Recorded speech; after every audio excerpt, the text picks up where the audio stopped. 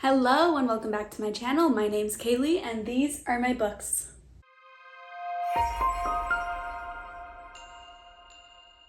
For today's video, we're really putting it to the test. My perceived preference for epic fantasy versus the new hot trend in fantasy of cozy fantasy. That's right, in this video, I will be reading 2 epic fantasies and 2 cozy fantasies, and we'll see at the end if I know myself, because I think I like epic fantasy more, but I haven't read that many cozy fantasies. So I really need to be testing this theory before writing off that whole other new subgenre that so many people seem to be falling in love with. Now, the books that I've chosen for this video are from the SPFBO competition, which is the self-published fantasy blog off. There will be lots of information about this competition in the description box below.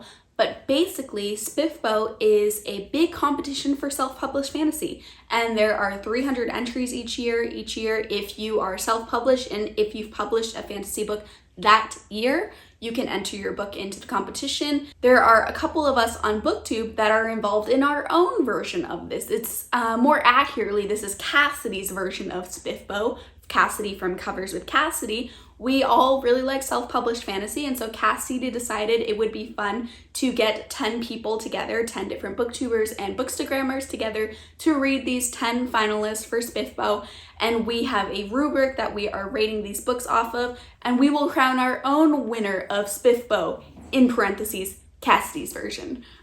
And so I just thought it would be fun to double up my first SPFBO vlog as also a little experiment of epic fantasy versus cozy fantasy. So the books I will be reading for this first vlog are Touch of Light, which I actually do own. It's right here. This is an epic fantasy. And then also I will be reading Umbral Storm up on the screen somewhere, which is another epic fantasy. And then for the 2 cozies, I will be reading Small Miracles up on the screen somewhere, and Miss Percy's Pocket Guide to the Care and Feeding of British Dragons or something like that. I always struggle with that title. It's a really long title. It's up on the screen somewhere here. Also, I'll be linking all 4 of these books down in the description box below in case you're curious about any of them and want to check them out. I'll be giving you descriptions of the premise during my vlog check-ins, but one more quick thing I wanted to mention before we jump into the vlog content is the reviews for these books will look a little bit different because I will be reviewing them both how I typically review books, which is purely based off of enjoyment, and that will be my Goodreads score, the typical out of 5 stars rating. And then I also will be reviewing these books based off of Cassidy's rubric spreadsheet. There's a possible score out of 10 for world building, plot, characters, writing, and enjoyment. Okay, now that that's all out of the way, I will send you into my first vlog content clip. Hello, I just got out of the bath, but I wanted to update because I am just about a third of the way through A Touch of Light. I've read the first 10 chapters, which puts me at page 160, and I am obsessed with it so far. I'm loving it so much. Now, don't worry, I'm not going to include any spoilers in this because I want everyone to read these books, but I just want to give you the basic setup, the basic premise for the story. So basically we have this northern area of this world that worships life, and so their rulers actually live for centuries. They are basically immortal, and it's very, very shameful to die. And then we have the southern part of this world that worships death almost, because the death seems to keep their land alive, the dead bodies. And so we have 2 very conflicting areas of the world, which results in 2 very different religions for the world. And then within this world, we're following 3 main point of views. Sorry, Teddy is like rolling around on my lap right now. But the 3 main point of views we're following, one being Adrian, who is part of the northern part of this world, and he is a prince, but he isn't well favored by his father, who is in power, so he's kind of having to fight his way within this political area because he has some secret motivations of wanting to restore his wife to life, which his wife is dead, and that is very shameful for this area of the world, and he wants to resurrect her I'm not clear on how that happens. We're not supposed to really know like what that means, but we do know it's shameful, and so he's kind of working in secret while also trying to amass some sort of power as a prince. So Adrian's point of view is very political, and I'm loving all the politics in this so far. And then we have Lynn's point of view, and she seems to be like a badass warrior woman who was in jail by choice because she was working within the jail to save certain people from executions, but she basically quickly ends up having to leave the jail. And in her point of view, there seems to be like this plague spreading amongst people and making people kind of go mad. And then the last point of view we follow is Nasha, who is in the southern part of the world, and she is a hunter. So again, I'm not completely sure on what being a hunter means, but she is an outcast really trying to fit into this southern society, this southern tribe. Teddy is rolling on the couch. I'm so sorry for the noise. He does this every time I start to film. But Nasha ends up killing the warden, which is really bad for this tribe. So they kind of have her be this villain, and she was already fighting against being an outcast because she has this like hidden power in her. And again, we're not super clear on the details, but we do know she seems to be like magically empathetic. Like other people's emotions can overwhelm her. She can feel what other people are feeling, and it seems to be a negative component to her. But because of Nasha's background, she has had to work really hard to work her way up within this society, and she has achieved at the beginning of the book a position of what's supposed to come with respect, a position of respect. But of course, you know, people still kind of see her as an outcast. But then with the beginning action of the story, she has once again cast out to the side of this society, even with all the work she put into it. I am loving every single point of view. Like, I'm never disappointed when we end one person's point of view and start another person's point of view, which is very rare for me. Typically, I love one point of view and hate one point of view and feel indifferent about certain points of views. This book, I care about all three, and I actually really like that there's, at least so far, are only these three different points of views, because this book does throw you right in. And that is not a criticism, a point of criticism, more like just an observation. It doesn't hold your hand. It really throws you into the thick of it, and you are just kind of are slowly figuring out the world through clues in the dialogue and stuff like that. But it definitely does not hold your hand at all. And so because of that style of just throwing you right in, I appreciate that there isn't also a ton of different point of views to get used to.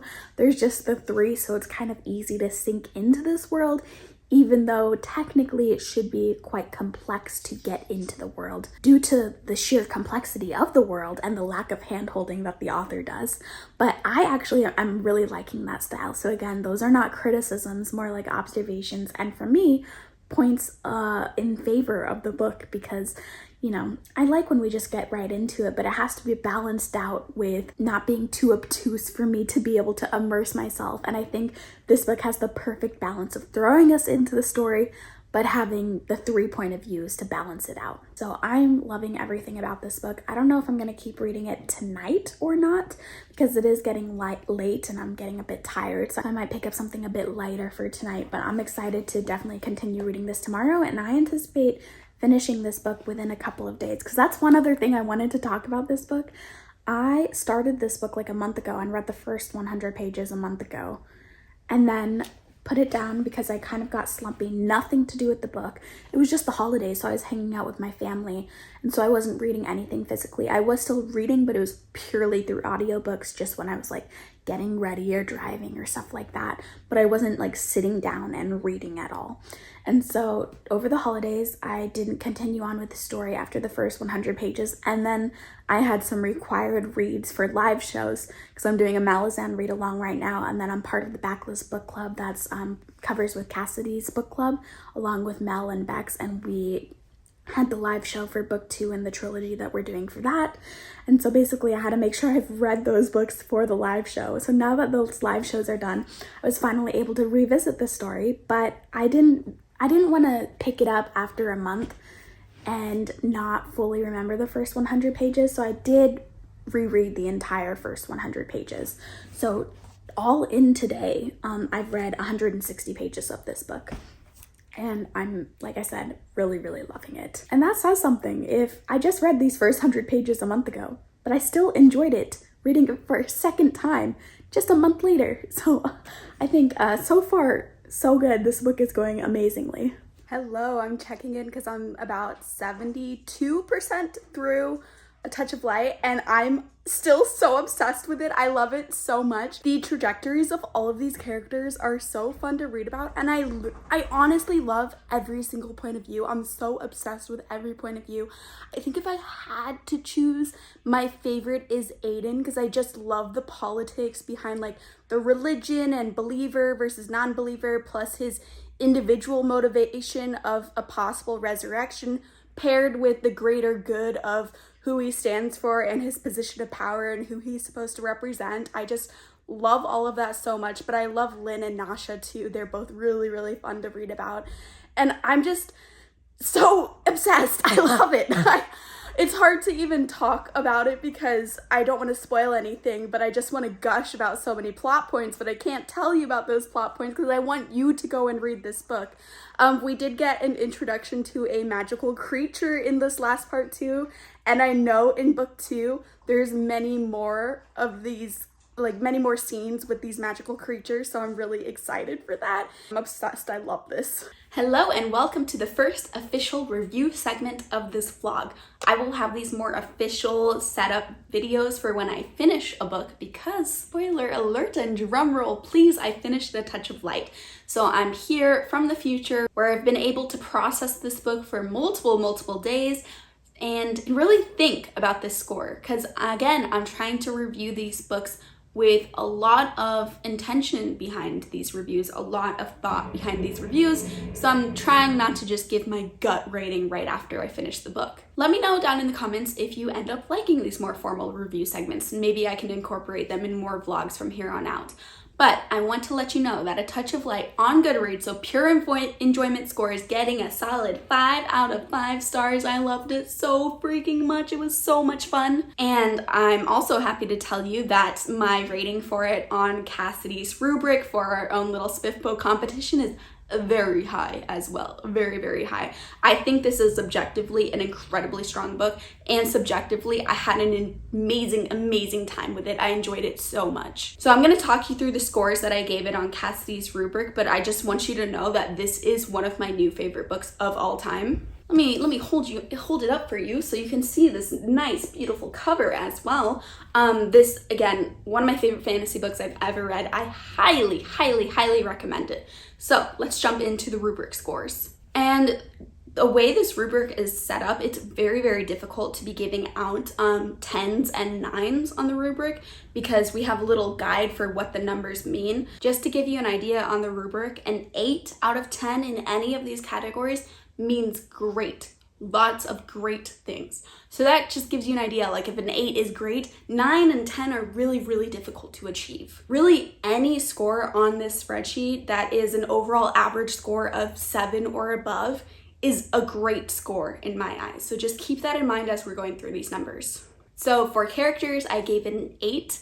I thought the characters in A Touch of Light were very great. I had a fun time with all of them. Now the plot gets a really impressive giant score of being a 9. The plot was so freaking fun. I loved the plot. It was so intricate. There were so many political moments, so many cool magical moments. Like the magic system was very interesting to learn about. I loved the incorporation of religion into the story as well, and the different beliefs between these two different nations, how the one section, you know, worshiped life and the one section worshiped death. Like, I just thought it was so unique, so brilliantly done. Like, I was thoroughly impressed by the plot. World building, I'm giving a 7, which again, for context, means good, 75% good, 25% bad. My only little tiny criticism, and this is the weakest score in all of the categories for A Touch of Light, is the world building, is I just wanted a little bit more world building. We did get quite a bit, okay? Do not get me wrong. This is still a great, strong score. We got a lot of world building. I just wanted even more, and I think that's going to happen in future books. Definitely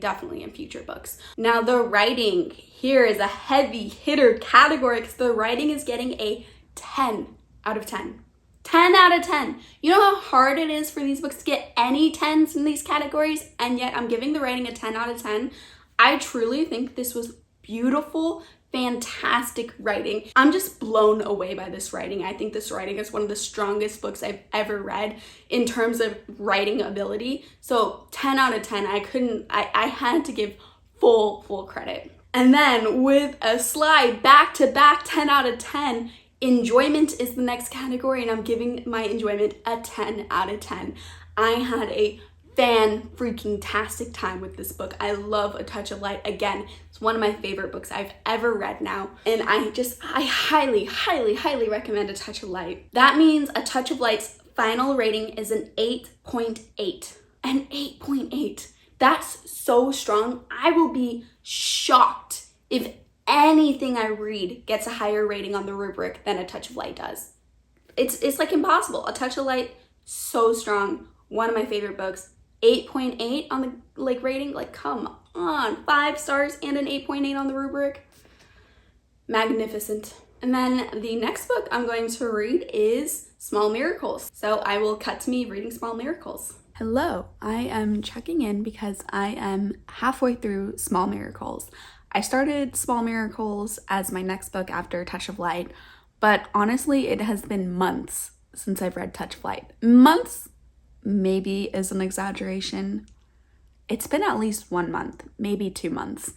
I took a big break because I had a lot of other books that I had to read, and now it is March 8th currently, and I need to finish 9 of these SPFBO books by the end of the month.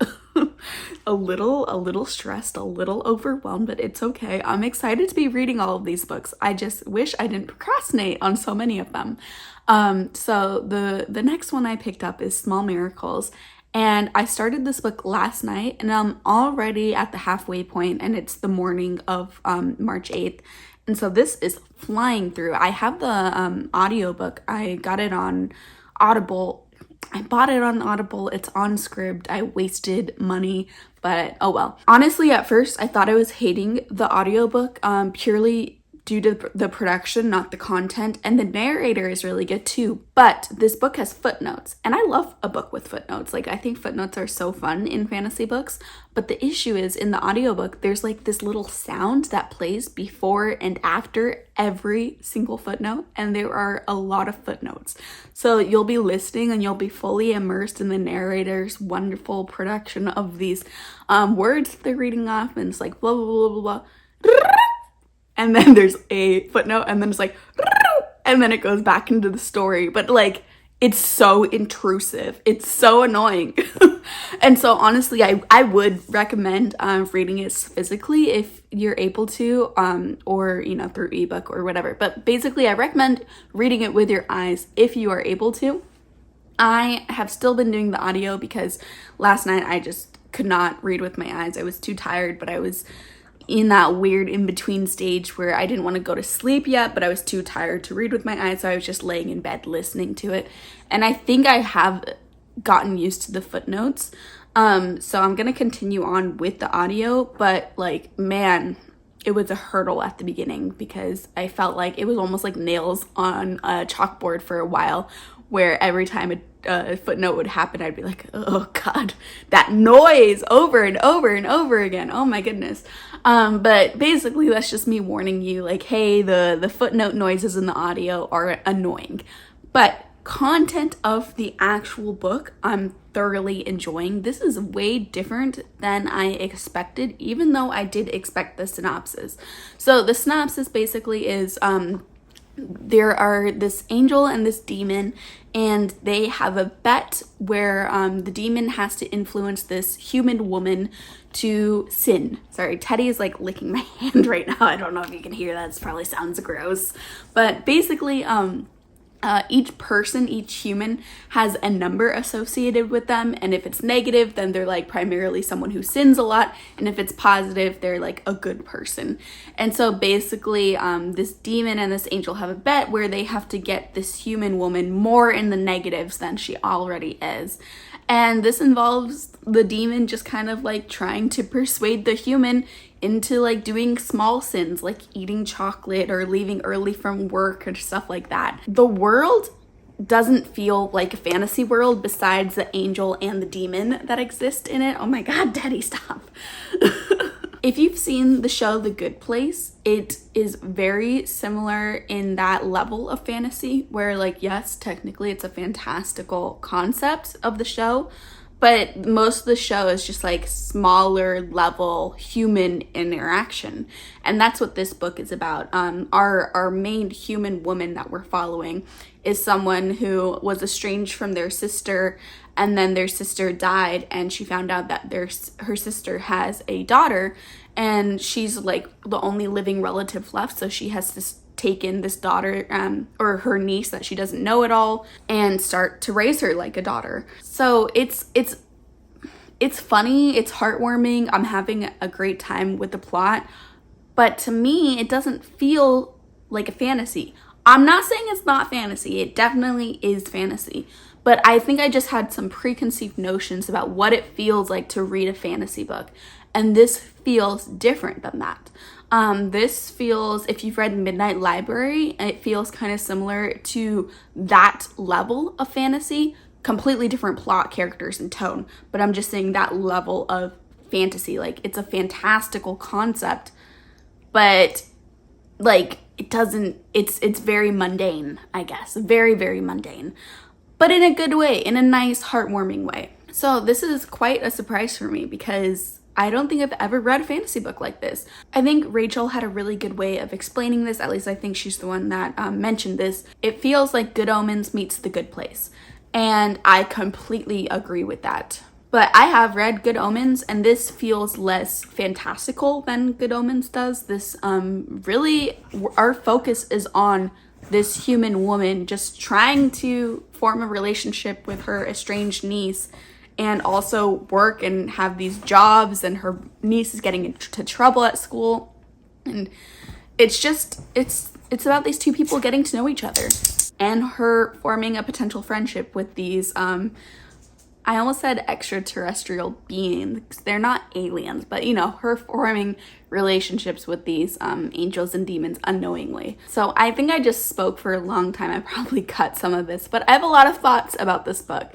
And I'm very, very, very pleasantly surprised to say that I'm enjoying this quite a bit. I think the main point I'm trying to make with me saying it is fantasy, but it doesn't feel like a fantasy, is I actually would recommend this book to like a general audience, not just fantasy readers. I think actually people who primarily like only read epic fantasy books may in fact like this book less than someone who primarily reads general fiction. So, I mean, depending on how this last half goes, if I continue to enjoy it as much as I'm enjoying it right now, this will be a book that I recommend to quite a few people, no matter their relationship to fantasy itself. All right, I'm gonna stop rambling and I'm gonna finish up the book, and I'll check in once I am all done. I just finished. I'm laying down. I'm tired from listening to it. I just woke up and I'm still somehow tired, even though I got a full night of sleep. I'm gonna check in more formally after this with my full thoughts about the rubric, but I wanted to let you know my initial thoughts in terms of my like subjective Goodreads rating. It's gonna be 4 stars. Loved the characters and I had a fun time with it. Very nice, quirky, wholesome story. Very heartwarming, but I just wanted a little bit more from the plot. I think that's what held it back from 5 stars for me. But I'm gonna check in a bit with my more objective take on the book and let you know what official score it's gonna get rated for Cassidy's version of SPFBO. I finished Small Miracles and I am very pleasantly surprised with how much I enjoyed this book. I'm giving it a 4 stars on Goodreads, but let's talk through the rubric categories here. So and if I'm looking down, it's because I'm looking at my computer to remember how I rated this. So I'm giving the characters a 7. I thought the characters were really well done. I thought a lot of them felt like real people. They had complexities. Do I wish some of the side characters were a bit more developed? Yes. But overall, I think the characters were really, really well done, and I cared about them. I really cared about these characters. I'm giving the plot a 6 because while I think the plot was pretty well done for the most part, I do wish the pacing was a slightly different, like the structure of the plot was switched around a bit, because I feel like we got a lot of conflict at the end, but not as much of it throughout the book, and it was quite fast paced at the end. So I wish like that conflict was a little bit paced out throughout the entire story. However, I was never bored during it, even with the plot being very, very slow and the plot being much more in the background, in my opinion. And in the foreground was purely the character development, the character arcs, the characters simply getting to know each other was most of the plot for the most part. I just think it felt a little bit weird with so much conflict happening at the end and none of it happening throughout the whole beginning. So the little twist that happens, I wish had happened a bit earlier. But overall, I still think the plot was quite well done, quite good. It gets a solid 6. World building, it gets an 8. I thought the world building was pretty well done. I mean, there wasn't a ton to the world building because it's set in real London. We got to see what some of these angels and some of these demons looked like, and I felt like I really understood how their system worked. So world building gets an 8. The writing, I'm actually giving a 9. I thought the writing was really, really outstanding. Like, so well done. I'm giving it a 9 because there was no parts that I thought the writing was weak, and there were many parts where I thought the writing, I was like kind of blown away in certain sections. And then I'm putting my enjoyment at a 7. I really enjoyed this. I'm giving it a 4 on Goodreads, and that kind of is equivalent to a 7 on the spreadsheet. I really enjoyed it, but this is not a new favorites or anything like that. But it is something I would fairly widely recommend to people. And that means the final score for Small Miracles on the spreadsheet is a very strong, very solid 7.4. Hello, I am checking in. I just got out of the shower, did my makeup, obviously. I haven't done the hair yet. But I needed to check in because I am about halfway through Umbral Storm. This is the long one. This one is about 650 pages. So I'm on page like 300-ish right now. So not quite halfway through, but almost. And I should have been checking in along the way. I really should have been, but I was sick for a couple of days while I was reading this. I read it like the first 100 pages super fast, and then I've been reading it slowly since then. Nothing to do with the book, just because I was sick for like 4 days and couldn't really read much. And this book doesn't have an audio, and me being sick was giving me a headache and I couldn't read with my eyes. And basically it's been a whole thing, and suddenly I'm halfway through and haven't updated you yet. Oops. But I am happy to report that I am loving this. I am loving Umbral Storm so freaking much. It is the most fun, the most wild ride ever.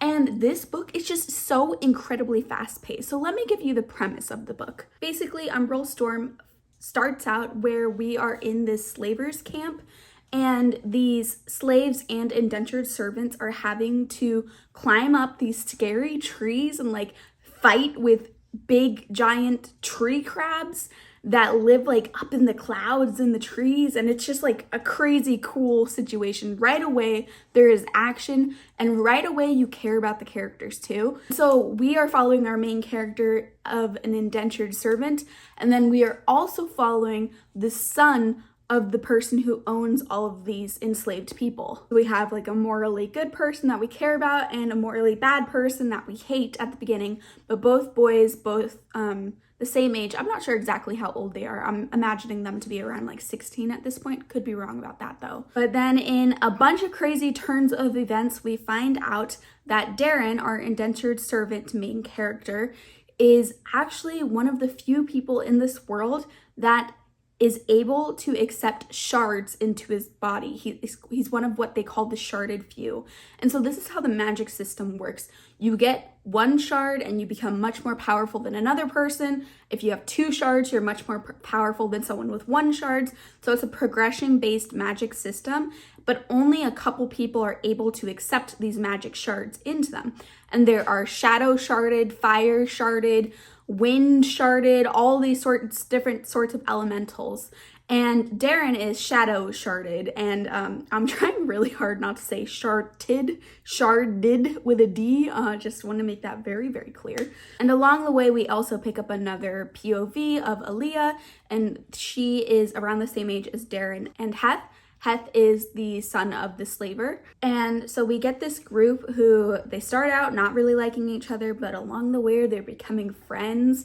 And it's such a fun time. Honestly, I'm struggling to give you a little bit more of the premise because it has so many wild twists and turns that even giving you like the beginning setup is not a true representation of the story, because our story shifts like a million times throughout this book.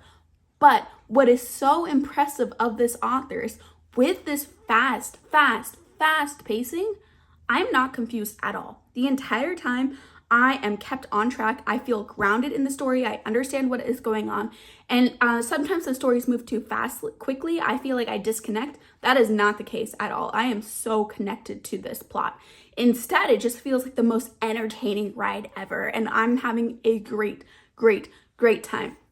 Now, do I think this is the best book ever written? No, I am seeing a couple little issues, but they are not affecting my enjoyment. But a couple of the little issues I'm seeing so far, like at the beginning, we shift like pace of the story. Pace is the wrong word. We shift settings of the story so many different times. We shift scenarios so many different times that a lot of the characters in the beginning, a lot of the side characters at the beginning, feel very, very flat because they are there to serve one single plot purpose and then they are gone. And so the characters could use some work, I think, especially the side characters. And I am noticing a bit of clunky dialogue, a bit of clunky writing. Feels like the author doesn't fully trust us, where he will say something and then he will repeat that thing a couple different times to make sure we really understand it. And then the dialogue just doesn't feel natural. Sometimes it feels like the author is trying to make sure that the world building happens in this dialogue. And so some of the questions come off a bit awkward, where I'm like, would Darren really be saying this right now? Or do you just need like him to be asking this question so that we can get the answer and us, the readers, understand how this is working? But those, again, are minimal complaints. This is not something that's happening all the time. It is just something I'm noticing occasionally. But to be clear, my enjoyment is through the roof. I'm having a fantastic freaking time with this book, and I'm just going to be binge reading the rest of it today. So my next check-in for Umbral Storm should be me all set up with giving my more formal final review of it. I finished Umbral Storm, and oh my freaking gosh, I can't believe I got 2 5 stars out of this video, because Umbral Storm is another 5 out of 5 stars. It was so much fun. But Umbral Storm is a slightly different 5 stars for me than A Touch of Light, because A Touch of Light is like a new favorite 5 stars. Like, it's like a 6 out of 5 stars for me, where Umbral Storm is just like solid 5 stars. You know, I'm not going to put Umbral Storm in any of my favorites lists. It's not one of my favorite fantasies that I've ever read. However, I had a very fun time with it. I have to give it a 5 stars. I had such a high amount of enjoyment from this book. And so for the spreadsheet scores, you're going to hear a little bit more criticism than is potentially normal for a 5-star book. But I want to remind you that I rate on Goodreads and rate out of star ratings based off of pure enjoyment. And this spreadsheet is challenging me to be a much more critical reviewer. So some of these numbers are slightly low for a 5-star book, but I just want to remind you that really only the enjoyment category on this spreadsheet is the same as my Goodreads rating. So I'm giving Umbral Storm a 6 for characters, because while I didn't have any huge issues with the characters, I do think they could have been more complex, they could have been more well thought out. Some of the side characters in the beginning, I think I mentioned this in my check-in, some of the side characters in the beginning like had no depth to them. That issue got better as we went along with the book. However, we kind of had a little bit of an opposite issue, where in the later half of the book, I feel like our 2 main male point of views, Heth and Darren, kind of got murky, and it was difficult to distinguish between them at times, because while they started out so different, you know, some of the circumstances that were happening to them ended up where the point of views were not as distinct as I would have liked them to be. Now, I'm giving the plot a 9 on the rating, like 9 out of 10. I think the plot was so good. The plot was so fast-paced, so wild, and so fun And yet, even with the fast pacing, like, I understood everything that was happening. I was never confused along the way. I just think the plot was incredibly well done, and it was brilliant the way we got from the beginning to the ending. Like, what a crazy, wild journey we went on. So 9, solid 9 for the plot. I'm giving the world building an 8. I really enjoyed all of the world building that was happening. I loved learning about all the different sharded from all the different communities, and I loved the sections where some of the communities started overlapping and started interacting, and I thought there was a lot of good world building that was done through conversation as well, even though sometimes the writing in those conversations were a little bit clunky. But the world building was still there, and the world building was definitely a focus of this book, which I appreciated. And then I'm giving the writing a 6 out of 10 because, again, like I mentioned, I think there were sections of the writing that were just a little clunky. Like, the dialogue was so focused on having this world building happening in the dialogue that it felt like these characters were suddenly spouting textbook excerpts, you know? And it just didn't feel natural, felt a little bit stilted, a little bit awkward at times. And then there were sections where I just felt like the author didn't fully trust us. I feel like I mentioned this in my check-in, but to give a little bit more context with no spoilers, like, there were sections when the author would say 1 + 1 = 2. And he could have just said 1 + 1, and we would understand that that equals 2. I know that's a metaphor to explain what I'm talking about, but I don't want to give you any details because of an exact example from the book, because I think it could get a little bit spoilery doing that. But there were just sections where he was really hounding it in to make sure we got that 1 + 1 = 2, and I'm like, dude, you only needed to say the 1 + 1. So I think the writing could improve a little bit. But again, this did not affect my enjoyment. Those are just some criticisms I had, but they were by no means constant criticisms. Those are just things I saw popping up from time to time, and I'm trying to be a critical reviewer for this video. But that leads us into our next score of enjoyment, and I'm giving this book a 10 out of 10 for enjoyment. I had so much fun with it, and I can't wait to explore this author's other work and continue on with this series as more books are put out. Like, I'm so excited to have discovered this author through this video because I had such an amazing time with Umbral Storm. So all of those scores averaged out together mean that Umbral Storm gets a 7.8 as its final score on the rubric. Excuse my appearance. I'm literally just about to go to sleep, but I realized that as I was listening to my book before bed, I got exactly 25% of the way through Miss Percy's Pocket Guide for Dragons. I do not remember the title. It's 2 in the morning right now. I'm shocked I'm even filming this update, honestly. But it's up on the screen somewhere, the book I started. And yeah, it's annoying me.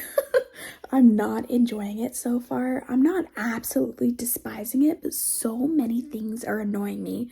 So our premise is basically this woman lives at her sister's house, and she is basically like a live-in nanny for the kids, part nurse, part governess, and she's a spinster woman, and so she's just living with her sister. It was supposed to be a short-term thing, but suddenly she's been there for 17 years, and this is just her life. And she doesn't have a good relationship with her sister, so she kind of is just like in a rut in life and isn't happy with her situation, but also doesn't know how to get out of it. But the thing about this character, and let me calm down. Let me finish the premise. And so basically then her grandfather dies and gives her inheritance, and her inheritance ends up being a lot of like cool artifacts from her grandfather's travels throughout different places doing archaeology stuff. And she pairs up with the man that works in the church in her town to kind of go through this different artifacts, and together they accidentally hatch a dragon's egg. And seemingly in this world, dragons are not a thing. This is just like 19th century London, which I probably should have mentioned earlier. This is set in like the Victorian era of England. And this is seemingly like our normal world, but then suddenly these characters hatched a dragon egg. So like an interesting enough premise, but my issue is just it's kind of boring. Like, I basically just described to you the entire first 25% of the book, which is 100 pages, so I'm 100 pages in. And then, also, like, the characters are just annoying. The main woman in this story is so quirky, and she's reminding me a little bit of, like, a John Green novel protagonist. And I feel like she gives off a little bit of I'm not like other girls energy, where I feel like she's being characterized by saying that she doesn't like all of these other more typically feminine traits, which again, it's fine. It's fine that she doesn't want to dress up all nice. It's fine that she doesn't want to get married. Like, that's how I would be in this situation too. I would be just like her.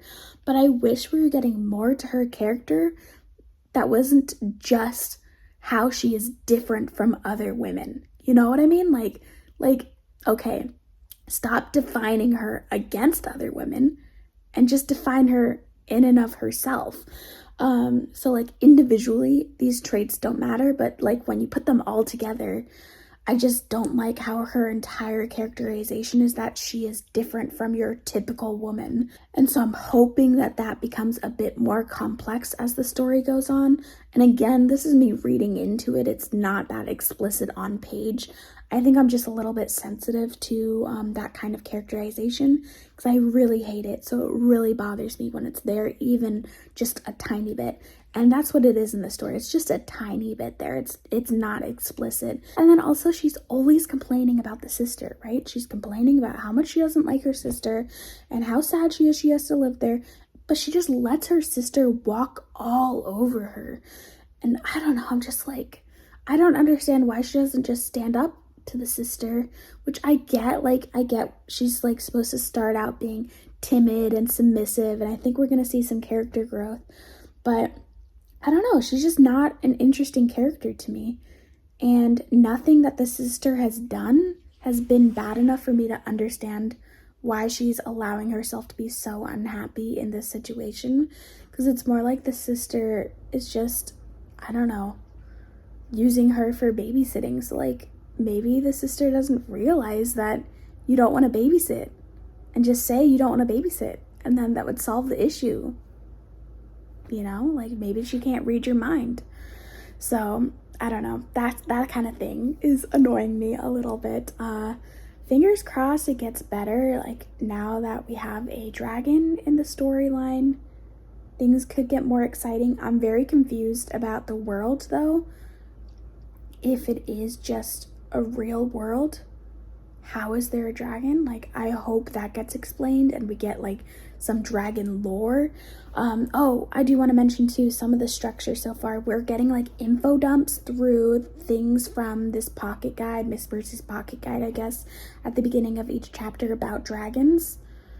And I don't know, I'm not enjoying that structure. I wish that the facts about dragons was woven throughout the plot more so than rather than just like quotes at the beginning of each chapter from a dragon book, you know? So I'm gonna be a little bit disappointed if that's the only way we're getting information about the actual dragons. Like, I want that information to come from the plot, not just from the epithets at the beginning of the chapter. So I'm hoping it gets better. I'm hoping I start to enjoy it more. Do I think this is objectively a terrible book? No. I think the writing is pretty good. Struggling to say what else I think is good. But I think this is a book that is just very much not for me, right? So this is going to be a challenge for me to review it as objectively as possible for this SPFBO challenge that I'm doing with Cassidy. But this is one where so far my enjoyment level and how I will rate it on Goodreads is quite low, unfortunately. But I'm only 25% of the way in, so there is time for it to get better. Fingers crossed. All right, I'm gonna go to bed now. I should have probably been to bed hours ago, and yet here I am still talking to you. I'll see you tomorrow morning when I have read maybe a little bit more. Hello. I'm 70% of the way through Miss Percy, and if my tone doesn't already spoil my thoughts, I am not having a good time with it. First, I want to preface this by saying I definitely think this book has an audience, okay? I'm not saying it's going to be terrible for every reader, but for me, I'm not having a good time with it. In fact, I am actively hating the book, actually. And I'm just so bored with the plot. The entire plot is so inconsequential, it feels like.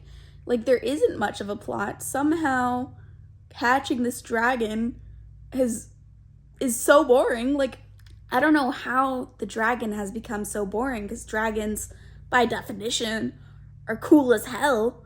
But this dragon is so boring, and the characters are insufferable. Like, I freaking hate everyone. They're so quirky and just obnoxious and annoying, and I'm just really having a bad time with this book. I can't wait to finish so I can move on to something else. But again, there is an audience for this book. I'll be talking more about that in the next section when I finish the book and give my final review. But for me specifically, for my taste in books, I'm hating my experience. My enjoyment is very, very, very, very low. But I think there's a lot of objective things about this book that are well done. It's just not well done to my specific tastes, you know? And so when I'm talking about it in the review section, I'm not going to be like ripping it to shreds or anything. This is going to be a situation kind of opposite of Umbral Storm, where I think my Goodreads rating will be quite low since I rate there off of enjoyment. And then the official SPFBO, Cassidy's version of SPFBO rating won't be as low as the Goodreads rating, because there are things that are well done. Like, I think this author is a very successful writer and is accomplishing mostly what they set out to do. I just don't really like what they set out to do. Yeah, I don't know. I feel like the plot is not there, though. Like, there's no freaking plot. There's no nothing. What am I reading this book for? It's just a book of nothing but quirkiness. Ugh, I don't know. I probably am going to cut that out. But anyways, I'm going to finish up this book. I am listening to the audiobook, which reminds me, the audiobook is really well done. I highly recommend the audiobook. I got it on Audible. Unfortunately, I think it is an Audible exclusive, but if you have access to Audible, I do recommend the audiobook. I think the narrator does a great job with it. But I'm going to finish this up, and I'll see you in the next clip for my official final review. Finished. Oh, I'm so sad about this. I really, really wish I would have liked this book, but I did not. I'm giving it 1 star on Goodreads. I know that's so harsh, but I couldn't justify giving it higher because I did not like any part of it. And let me preface this by saying, I think there is an audience for this book. I definitely think there's an audience for this book. And I'll get into that a little bit more when I talk about my rubric ratings for what sections I think could point us towards an audience for this book. But simply, I was not that audience. I did not enjoy my time with this book. I'm giving it 1 star on Goodreads. And let me jump into my rubric ratings right now. So the characters for Miss Percy are getting a 4, which on our spreadsheet means below par. A lot of issues, but there is still some good in them. And the reason why I'm giving the characters a 4 is I just think a lot of the characters are so flat and a little cartoonish. Like, no one really felt like a real person. The only character that had some complexity to them was our main character, Miss Percy. But even Miss Percy had moments where she just didn't feel like a real character to me or a real person to me. She very much felt like a caricature. You know what I mean? And I just think part of that reason is these characters didn't have enough depth for me.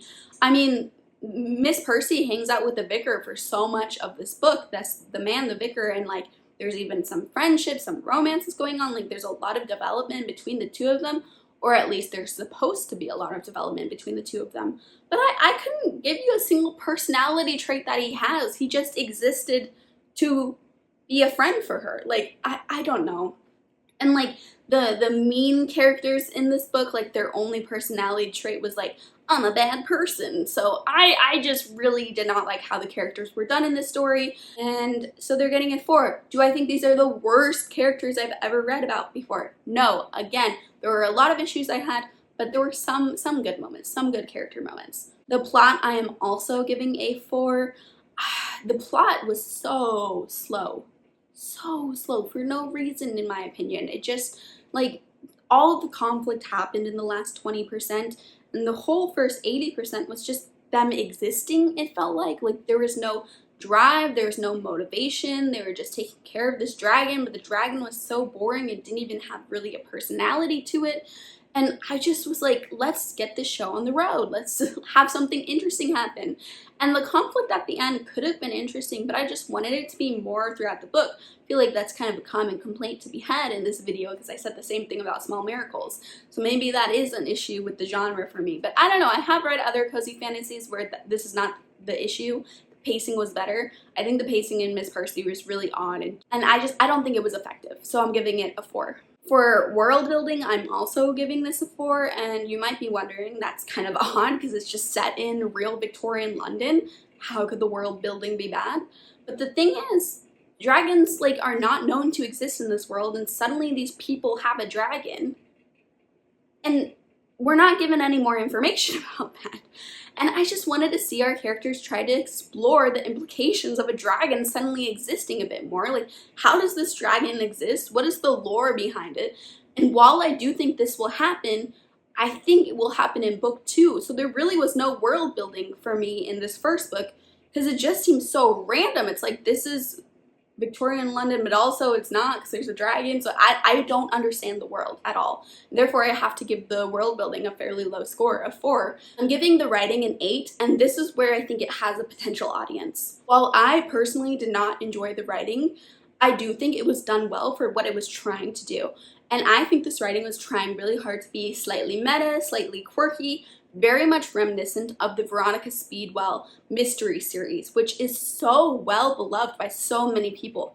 I do not like that series, okay? So that should give you some information about my preferences as a reader. I don't like that series. So if you like that series, potentially you might like this book too, because the writing was very, very similar in style and tone, which is why I'm giving the writing a very high score of 8, because while I didn't enjoy it, I think the writing was objectively good. I think it was good at what it was trying to do, and it accomplished the exact tone that it was trying to accomplish. And then we move into the enjoyment section, and I'm giving it a 0 in this section. I didn't enjoy a single part of it.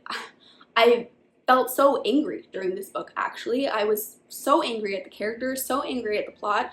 I was bored by so much of it, and then just any cute moments I felt like we were supposed to love, I was actually finding incredibly obnoxious. So I have to give this a 0 of the enjoyment. There's not a single part that I enjoyed, which gives our final rating for Miss Percy on the SPFBO spreadsheet for me a 4 out of 10. Kind of a bummer to end on that. Very much a bummer. But this brings us to the end of the video. So let's recap a little bit. Let's talk about how this experiment went of epic fantasy versus cozy fantasy. I think these two cozy fantasies were very interesting because they did not feel much like fantasy, either of them to me. It was very much like just a typical drama fiction family story for all of them, with a slight fantastical element in it. I'm not saying they shouldn't count as cozy fantasy. I think they do count as cozy fantasy, but they are so much less fantasy than other cozy fantasies that I've read, such as Legends of Lattes and TJ Klune's writing, like The House in the Cerulean Sea and Under the Whispering Door and stuff like that. Like, those are definitely fully fantasy the whole way through. Where these, and I'm not confusing the terms of high fantasy versus low fantasy, because these were low fantasy, but low fantasy is still definitely fantasy, right? But not only were these low fantasy, these were urban fantasy, but they just only had one tiny part of them that was fantasy. And for example, Miss Percy is much more so a Victorian domestic drama than it was a fantasy for me. It's a Victorian domestic drama with a little drop of fantasy in it. So just know what you're getting into if you're interested in either of these books, because this could be detrimental to a fantasy reader.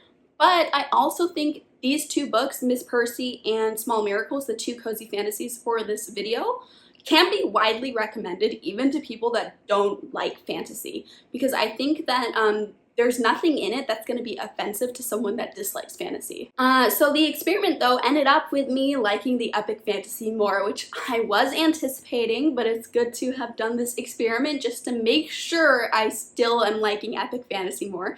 In this instance, epic fantasy won out. A Touch of Light and Umbral Storm both got 5 stars for me, and then Small Miracles got 4 stars, and Miss Percy got 1 star. The order that they are in on the spreadsheet is A Touch of Light is up at the top with an 8.8, and then second place right now is the Umbral Storm with a 7.8.